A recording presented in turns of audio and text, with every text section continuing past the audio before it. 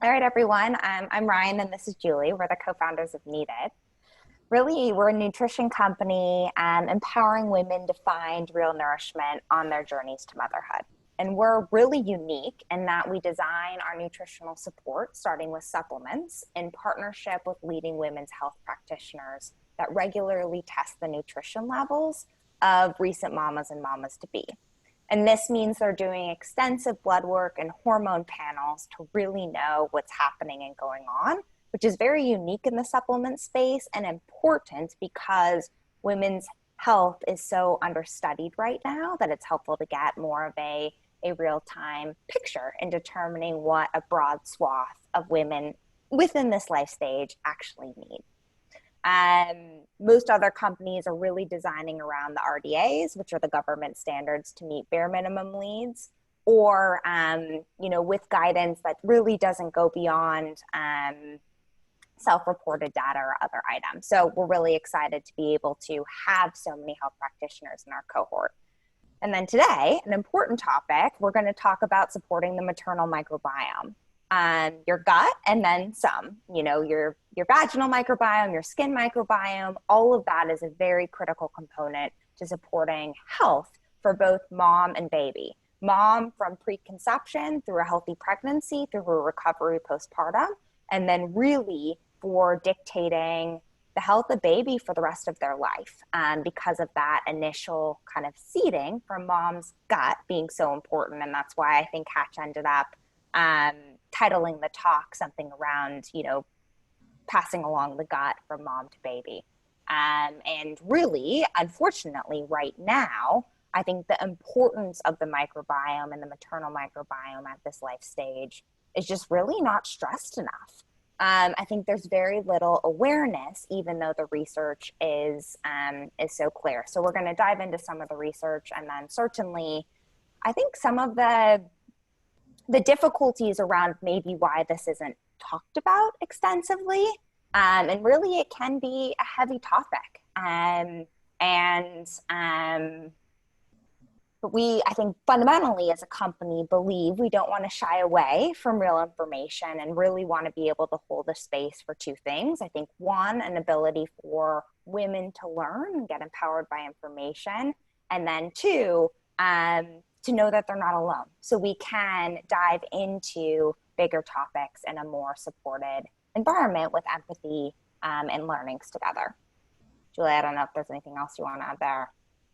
No, I think maybe just the only thing I would add is, for those of you who are expecting or maybe postpartum, I'm recently postpartum myself, and kind of the time in pregnancy where any discussion of the microbiome came into the picture was in my third trimester when, I think all, if not most, pregnant women are tested for group B strep. You might have heard your OB call it GBS. And so that's great that that's something that's being tested. The reason that it's tested is to make sure that your vaginal microbiome is optimal and lacking in, a type of harmful bacteria for your baby. But I think Ryan and I very much feel that that is, waiting to talk about the importance of the maternal microbiome in the third trimester as opposed to earlier on in the pregnancy journey is a missed opportunity, because there's so much you can do to prevent GBS, to prevent some of the pregnancy ailments that come up. And as we'll get into in a little bit, we now know that birth isn't the only way that baby's microbiome is seeded.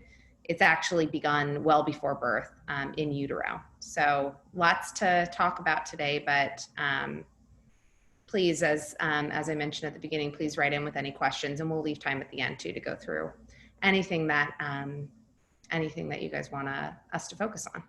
Totally, absolutely. And I think that what Julie shared there is just so important. And I think want to say that it's important even if things don't go perfectly. I think there's many cases, I have many good friends that for them, their life works better for having a scheduled C-section, or other friends who've had huge amounts of difficulty breastfeeding where it ended up being too emotionally taxing for mom.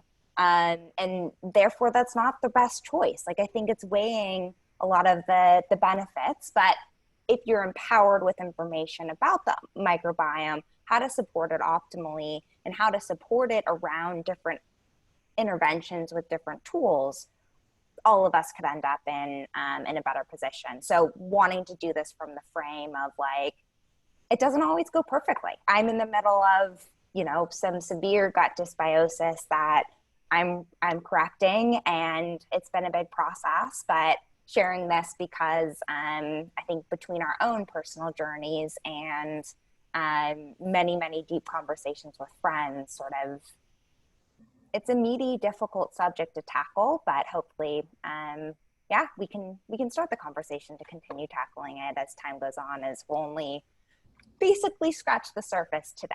But with that, I think we're really going to run through 4 things today. One is just the basics of what your microbiome is, especially around this stage of life, the research around why it's so important to pay attention to around pregnancy and preconception, some tips and tricks for optimally supporting the microbiome, including when interventions, like you need to take an antibiotic or whatever it happens, does happen as part of life. And then I think in 4th, we probably will end up weaving in a little bit of our own individual experiences as time goes on. Want to go over the microbiome basics? Yeah, happy to. Okay, so you may or may not know this, but your body is home to an estimated 100 trillion microbes.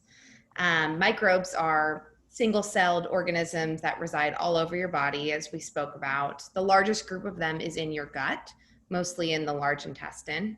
But there are microbiota communities on your skin, your mouth, your breast milk, your vagina, including in your baby's mouth. Some really interesting research around how the two can interact. The health of the microbiota is key to your health, controlling immune function, the nutrition that you're able to absorb. And as we mentioned, your baby gets their microbiome for you, so it's very important to make sure that yours is in good health. The problem is that a lot of us, if not the vast majority, have gut dysbiosis or microbial imbalance. So this is basically an imbalance of quote unquote bad bacteria versus good bacteria. And this is often worsened in pregnancy because during pregnancy, your microbiome shifts, leading to some complications like blood sugar dysregulation. And this is true whether or not you have gestational diabetes. Every pregnant woman's blood sugar is dysregulated to a certain extent. And you may or may not have heard that during pregnancy, you are more likely to have vaginal infections like bacterial vaginosis and the like. And again, that's related to the shifts in your microbiome that are needed to support a healthy pregnancy, but sometimes there can be some unpleasant side effects. And I think, you know, it can be hard to know if you have a gut dysbiosis. Ryan, I don't know if you want to touch on your experience. Yeah, I can happily go in there too. And I think I was lucky in that. So I have a combination of SIBO, which is basically bacterial overgrowth in the small intestine rather than the large intestine where it's not supposed to be, and some very high levels of, I'm in the middle of, it's much better now, of bad bacteria like E. coli and Salmonella and a few other things in my system that were off the charts. I was lucky, and the doctors were quite surprised that my symptoms were very mild based off of the level of dysbiosis that I had. And a lot of that is because I think I've been a nutrition nerd my whole life and a wellness nerd. And I think I had a lot of practices that kind of kept me in a more normal functioning zone, where I have friends, I think, with actually less dysbiosis who have far worse symptoms. So it does vary individual to individual, but it was a couple of things, I think, in that where we were really able to discover it, I think, was mostly driven by preconception prep of trying to get everything in order at an optimal place before having babies, and realizing I had a couple of nutrients that no matter how much I supplemented, I couldn't get my levels up. So it was showing that there is some sort of absorption problem, which leads you back to the gut, and then that enveloped a bigger understanding. But sharing this, because I've never had a UTI. I've never had some of the other kind of factors that make you think, oh, there might be an imbalance here. And it ended up actually requiring some additional digging in order to figure it out. But I am very grateful for it because of the levels of certain types of bacteria that I do have. The research is very clear around what that could potentially do for baby. There is sort of silver linings in terms of, getting it all kind of like cleared up sooner rather than later. And I think what's interesting is our scientific partner for products related to the microbiome is a company called Microbiome Labs. And they did a study of healthy young populations and found that 55% had leaky gut, which is, a kind of symptom of gut dysbiosis. So shockingly high levels. And the practitioners that we work with see this in almost everyone.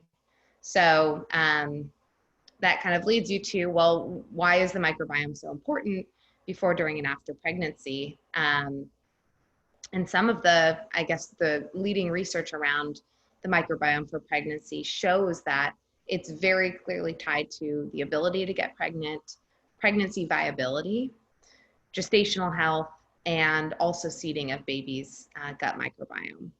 And the linkage is really most clear around infection and inflammation stemming from gut dysbiosis. Those are kind of the two leading things that would impact things like fertility and the viability of a pregnancy. So in terms of, I'll run through these first ones, Ryan, then I'll pass it off to you with seeding a baby's gut. So in terms of the ability to get pregnant, your gut microbiome can impact ovulation, mitosis, or how cells actually split at conception, the ability for the ovaries to produce hormones, and general nutritional imbalances. And throughout pregnancy, there's clear studies linking an increased risk of gut dysbiosis and things like preterm birth, preeclampsia or high blood pressure, gestational diabetes. So these are things that you really do want to monitor, and they would put you in a camp of high risk during pregnancy. So I think it's pretty interesting that this research is very clear, and yet it's not often something that your OB would talk to you about, either preconception or in the early phases of pregnancy. Yeah, and this is all stuff that I think we're beginning to just, understand more and more as rates of, infertility and miscarriages seem to be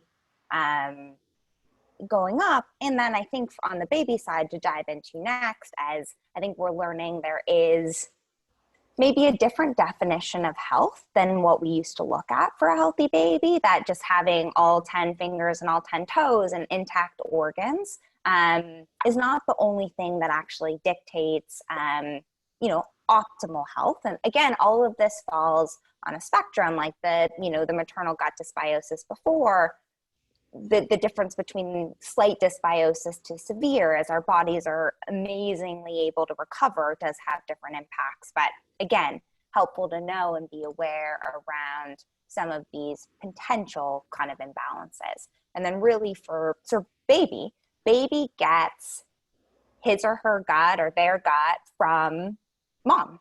That initial seeding starts in utero. Basically, we now know the uterus isn't a sterile environment. The placenta isn't sterile. Both are passing microbes into baby. And so it starts in utero. It is accelerated if you do have a vaginal birth through the vaginal canal and the exposure to, in hopefully in case, a very healthy vaginal microbiome as baby is exiting your body. And then thereafter through certainly skin to skin touching of your skin microbiome, sharing that, and then through breast milk, since breast milk actually does have a combination of microbes and then a lot of prebiotics, which we'll get into later, that do help then feed babies' microbiome. So I think it is just helpful to know that this initial seeding takes place, because I think as we understand increasingly more so that it is, you can think of like the microbiome in some ways like a field or like an ecosystem, that you can have slight ecosystem changes over time. And even in like, you know, if we think about the forest fires happening or the wildfires happening in California right now, even if a fire does come through and wipe out that entire ecosystem, the same general ecosystem starts to regrow. You can kind of think about that for your gut too. And it's helpful framing and meaning that having a complete turnover in that ecosystem of changing, you know, a brush side landscape to an evergreen forest is difficult to do. And that's why it can be so important to stress what is in mom at the time baby's gut starts forming, because that ecosystem there, again, is really difficult to fully turn over time, though you can support the ecosystem on the margin quite easily, if that makes sense. And I think the good news is there's just so much more information out here around how you can better support both the maternal microbiome and baby's microbiome if you are someone that chooses not to breastfeed or isn't able to. There are now other solutions that I was a formula fed baby. When I was formula fed, we knew nothing about the microbiome, and probably leading to some of the issues that I'm having now, which again, can't put any stress on that whatsoever, but how do you move forward with a better set of information? And there are now tactics to be able to supplement baby appropriately at that stage going on. So, and I guess we can get into that a little bit in the next phase of just, I think right now we're going to focus mostly on mom. And then if there are questions or other sessions around what do you do for baby, but let's talk through sort of our main tips and tricks for how do you support moms, the maternal microbiome. And really what we're striving for is diversity of healthy microbes. Yep. So really it comes down to three main things. One is diet, first and foremost. As with anything in nutrition, it comes down to starting with the food that you're taking in and how you're doing so. Number two is minimizing gut disruptors. That includes both chemical and stress disruptors, where you can control it. Some of them you can't control. And then the third is high quality supplementation. So with diet, gut health really starts with what you eat, and managing, and as Ryan mentioned, you can't necessarily control the field that you were seeded with, but you can manage the field that you were given with what you eat and how you eat it. So you don't have a bunch of bad weeds growing. You just get that like beautiful field. Exactly. So the key is more plants, diversity and quantity of plants for fiber. We've gone from, which is pretty shocking, historically humans ate between 100 and 150 grams per day of plant fiber. And today it's between 10 to 15 grams per day for the average American. So what that means is fiber is the food that healthy bacteria thrive on. And so we're essentially starving the good bacteria by eating too little fiber in our diets. So up your fiber intake through plants. Add in high quality fermented products. You have likely heard that things like yogurt and kimchi, sauerkraut, kefir can all be beneficial and are often labeled as probiotic. That's most of them, as long as they're low in sugar, are helpful. We'll get into later that they don't necessarily contain the specific strains that are optimal for this life stage, but in general, they can be helpful to the microbiome. Watching out for sugar and other refined carbs.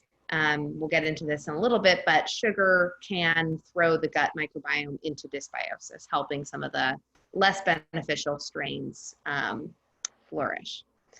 And then lastly, mindful eating. This one is really important. So chewing your food thoroughly, because your microbiome thrives really in the what's called the rest and digest mode. So fully chewing your food for far longer than most of us are probably comfortable doing or used to doing really can make a difference in what you absorb and how well processed the food is when it reaches your gut microbiome. Yeah, and I can speak that this was a big portion of like my issue of, you know, constantly eating while I was working and not paying attention and scarfing down food. And your digestive system, in order to be able, it is set up to be able, if you have a food poisoning incident, which I had a couple, is how like the salmonella and E. coli got in there, should be able to expel them. Your digestive tract actually, it sends electrical signals to be able to push things out. But constantly eating when your body isn't in this rest and digest state makes your system confused as to whether or not it should be digesting or not, and therefore can't push foods through the way that it should, and then you can end up getting overgrowth in places where you don't otherwise want the bacteria, among other contributing things. So anyways, just like to stress this point is it's amazing how much some of the kind of like the simplest basic practices that we can do on a daily basis kind of for free at home can make such an extraordinary difference. Yeah. And easier said than done, you know, Yes. During pregnancy while breastfeeding or just juggling an infant. You know, I'm very guilty of this myself. It's like, you know, my husband or I will trade off who's holding the baby while the other one scarfs dinner down as quickly as possible. But when possible, eating mindfully does make a big difference. Right. And that's where we'll get into again with all of this, because I think the next session is also sort of maybe why food isn't enough. And that really comes down to what Julie hinted at before around the number 2 is minimizing gut disruptors, which is chemicals and stress. And some of that, you know, minimizing sort of chemicals we're exposed to in our home and switching over our personal care and cleaning products are things within our control. But a lot of other things aren't. Like, for example, we both live in Los Angeles. Just going outside, you're going to be exposed to, you know, countless numbers of chemicals. I have no idea what my, you know, next door neighbors are using for, you know, they might be using Roundup as their insecticide. Who knows? That there's a lot that you can't control. So think about it around controlling your exposure where you can, minimizing the stress about it, though again, much easier said than done. But sort of where we sort of think stopping with food alone and just adding more plants and fiber and eating slowly isn't enough is that we have so many stressors and chemical exposures that we really can't control. And especially around pregnancy, where you do want to be in an optimal space, taking that extra support to make sure your microbiome really is in the best place through some appropriate supplementation can be great, because that basically improves the resilience of your microbiome. So when you do have a stressful event or a chemical exposure, or you get food poisoning, you're setting yourself up to be able to rebound much more quickly. Yeah. That probably leads us into the next section around really understanding that there are specific strains, namely specific strains of 2 species. So we'll talk about species and we'll talk about strains, but species of bacteria that are really important for women in general are lactobacillus and bifidobacterium.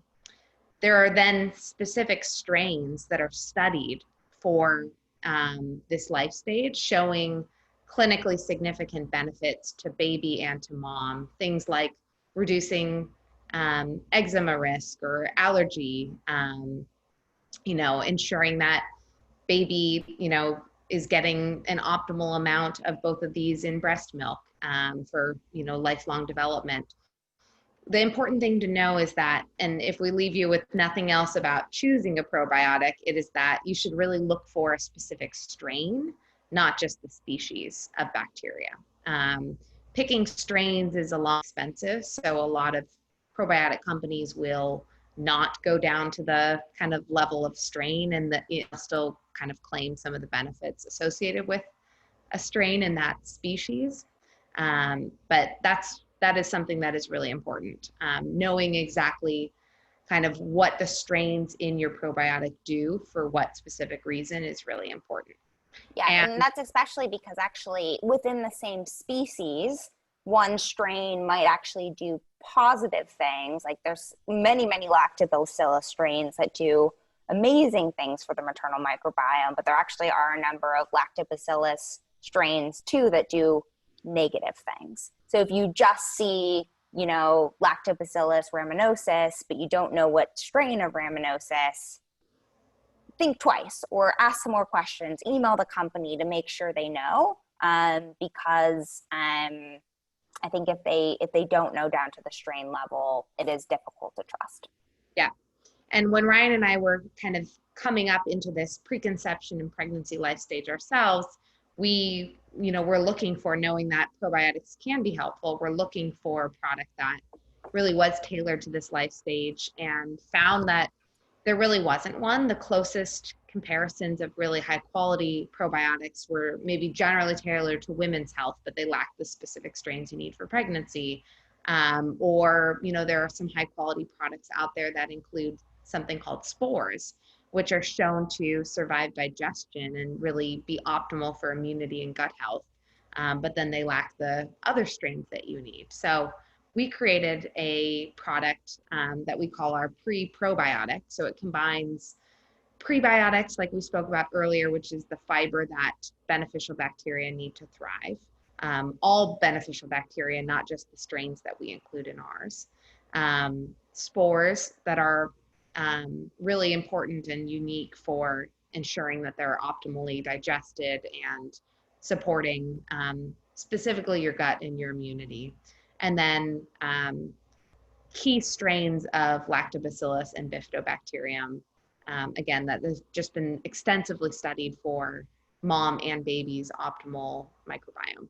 Yeah, and I would just add that sort of on the point again, why food alone isn't enough, even if you're someone that, eats your kimchi or sauerkraut for every single meal and is, just an abundance of plants, is they found increasingly that spore-based strains used to be very widespread in our soil systems.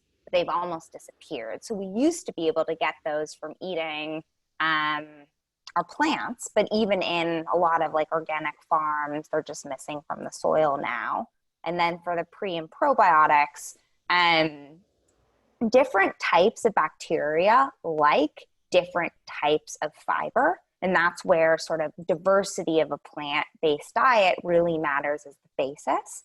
But our diversity equation, I think it's just, foods have been standardized much more so than they used to be. Even if you do shop at the farmer's market, the abundance of different types of plants has come down over time. And then what we likely know how to cook and can make efficiently in our lives, like, I even know for myself, like it ends up very much on like repeat mode of buying the same types of things over and over again.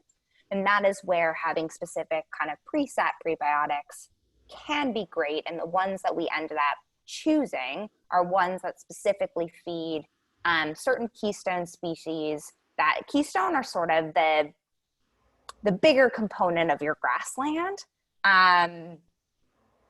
that actually are difficult to supplement with. So all of the probiotics that you need aren't necessarily found in supplements or food forms that you can take in. So you have to be able to give them the exact sort of foods that they need. And anyways, that wanted to explain just a little bit more around why that the pre and probiotic ended up being the probiotic component of our prebiotic ended up being an important add as well.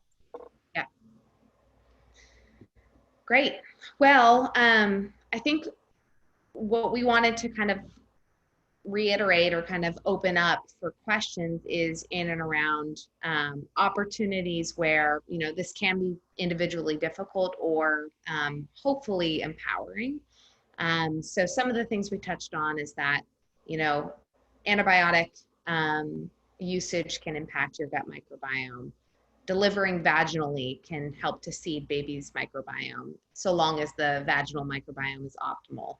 Breastfeeding can, be optimal for seeding baby's microbiome. Skin to skin contact can be optimal for, continuing to seed baby's microbiome.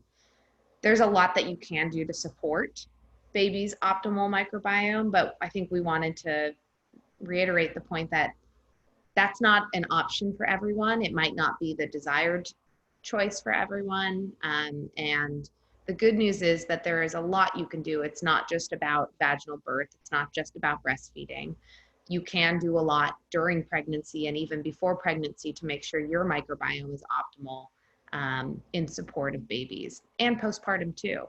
I think, a lot of people talk about skin to skin contact as being great for regulating babies' breathing and heart rate and temperature and facilitating bonding and facilitating breastfeeding. And that's all so true. But at a microscopic level, it's also seeding babies bacteria. And this is especially beneficial if your baby's born in a hospital, because hospital-born babies' microbiome does more closely resemble, at least in the early months, the hospital than it does your home. So the more that you can, be skin to skin with baby, either you or your partner or another kind of trusted source, the better.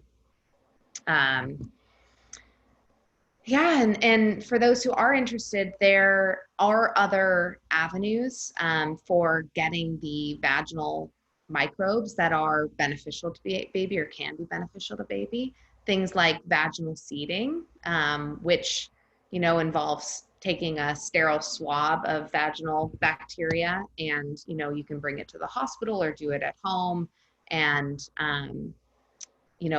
essentially exposing baby orally to some of those microbes can be a practice that many choose to do, and, can be very safely done so long as you know that you, are not positive for group B strep or another infection vaginally.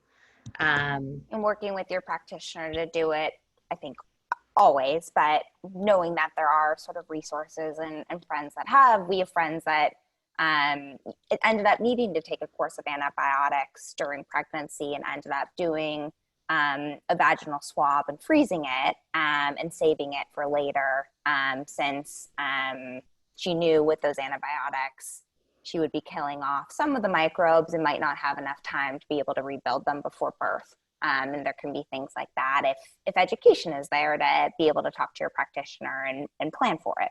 Yep, absolutely. And then two things we wanted to mention that are kind of more tailored support. So if you, do have a circumstance that is, less than optimal for your baby's microbiome, you can supplement baby with tailored strains. Of course, always under the advisement of a pediatrician. But one product that we do like from another brand is by Claire Labs with a K. They make a great infant probiotic that can be helpful for adding into expressed breast milk or into formula. And then taking the right probiotic after antibiotics. Our product would be a great one to take before antibiotics and can be beneficial after as well. But taking a tailored product that is specifically helpful for antibiotics, like by the same brand, Claire Labs, they make a product called, do you remember what it's called, Ryan? I'm forgetting. The one that's for right after antibiotics. Yeah, ABX. I think it's called ABX support. Yeah. So that is a great one and worth looking into. And it's go ahead. Oh, I was just going to say, these are just a handful of options. I think with time, there will be increasingly more awareness around what we can do. But a lot of this is, over the last 30 years, things that we have learned. Ryan mentioned she was formula fed. I was a C-section baby. And I think the amount of what we understand today it's awesome. And so hopefully empowering to know that you have options rather than discouraging if you do have worries about your baby's microbiome being less than optimal.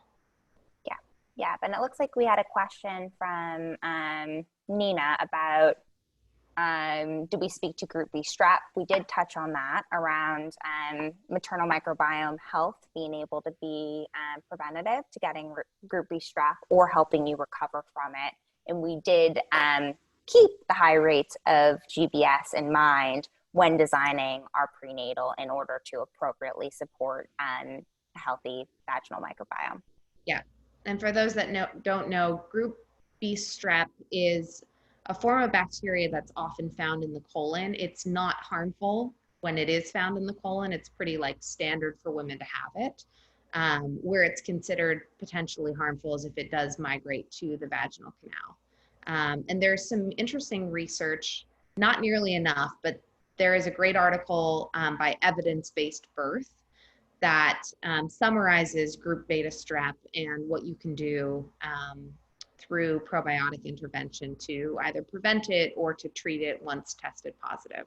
But a lot of OBs are conservative in that if you test positive for it at 35 or 36 weeks, they will want you to have a round of antibiotics regardless, even if, you know, within the 4-week period between then and birth, you could kind of clear your system of the group beta strep. A lot of times they will err on the side of caution and want you to take an antibiotic regardless. So prevention is definitely the best approach. And that is where I think that thinking about prevention, and just being aware of this, you know, I think if you're learning about this now and you're in your 3rd trimester, like, great, now you know, but hopefully you can, I think, don't worry about anything you didn't know previously.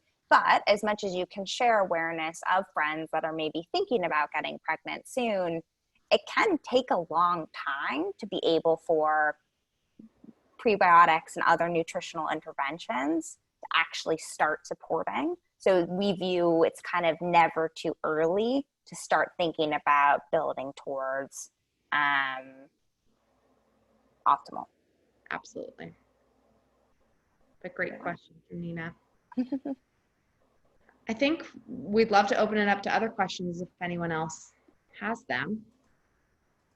Yeah. And certainly if you want to find us later, if things come up, find us on Instagram at Nourishment is Needed or hello@thisisneeded. We both respond directly from that. If there are any specific individual questions, happy to be supportive there or get you funneled with some of the practitioners in our network who we really rely on for an extended source of expertise here. Yeah. And we should say, I guess, that our pre and probiotic is available for purchase on our website and then through the practitioner dispensary, Fullscript, if any of you do work with a practitioner through that platform as well. Great. Any other questions?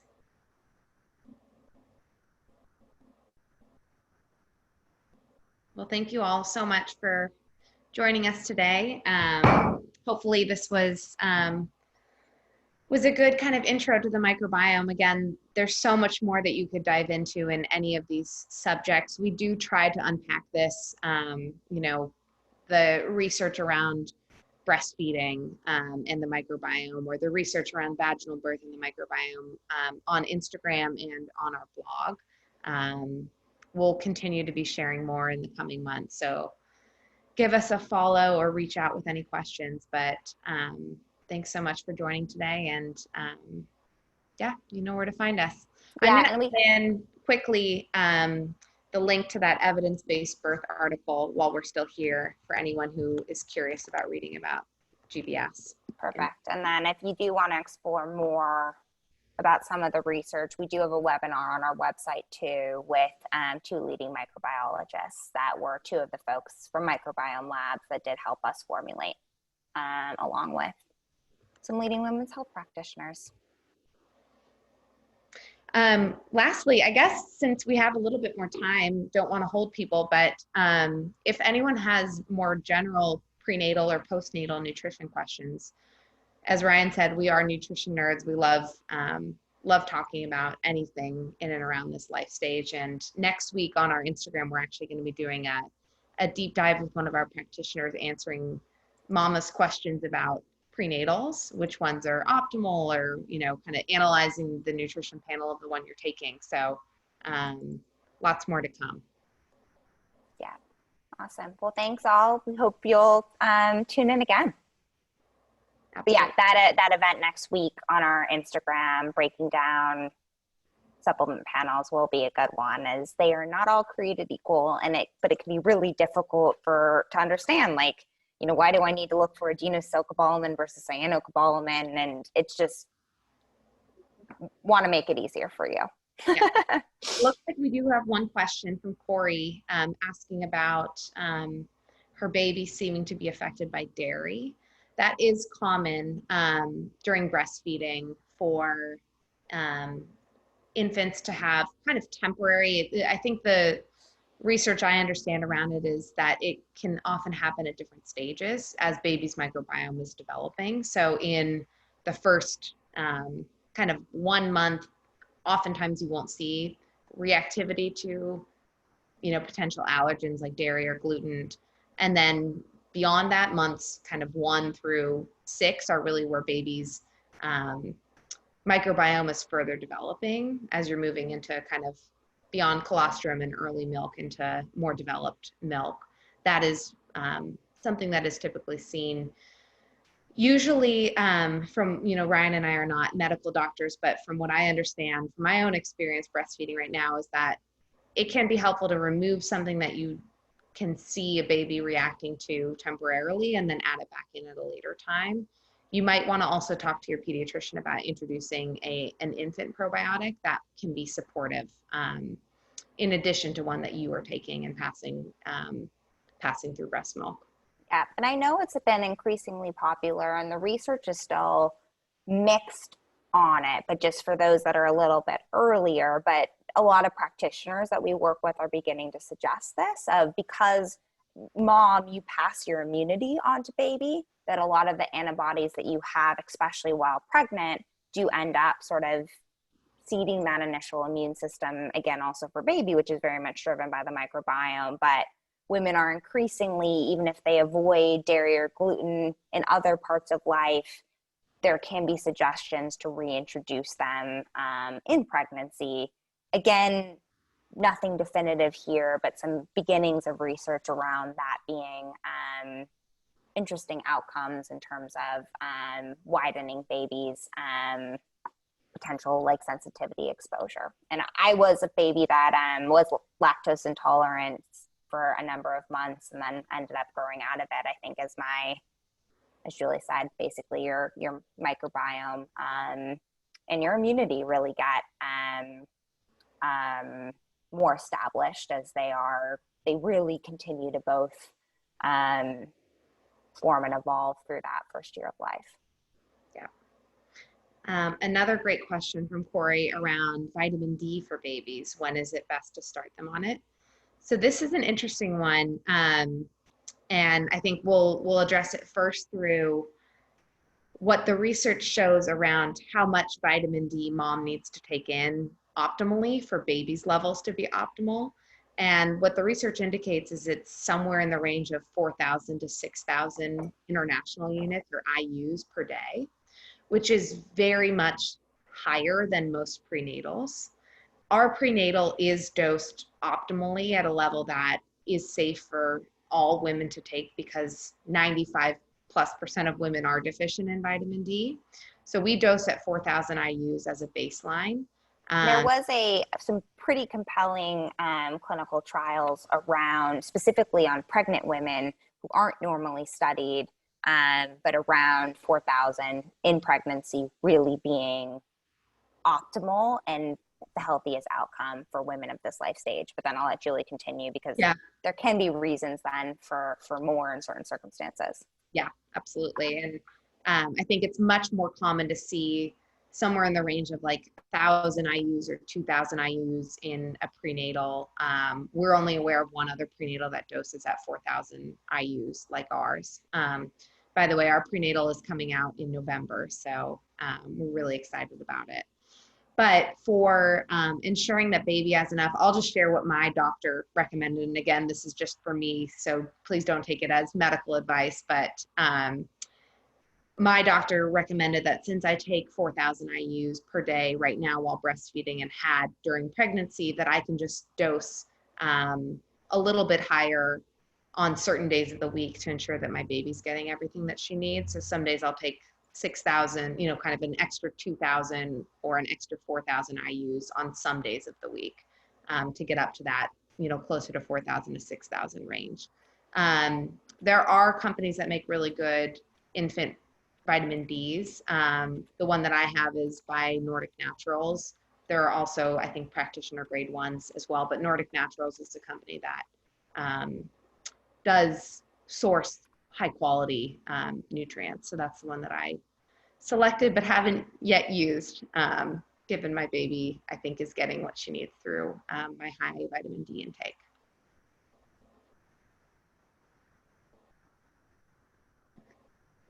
Any other questions?